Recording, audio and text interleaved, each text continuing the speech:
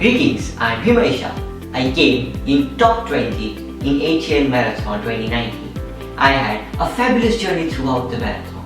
The biggest takeaway that I got from it was to always keep innovating and be true to my product. The problem we solved was reducing the gap between the normal people and speed-sharing impaired people. In our prototype Saksham, we have two parts, a transmitter section and a receiver section. In the transmitter section, there are flex sensors which work on the principle of resistance. When a flex sensor bends, it sends the value of resistance to a microcontroller Arduino Uno. The resistance value gets processed and gets converted in the form of binary language.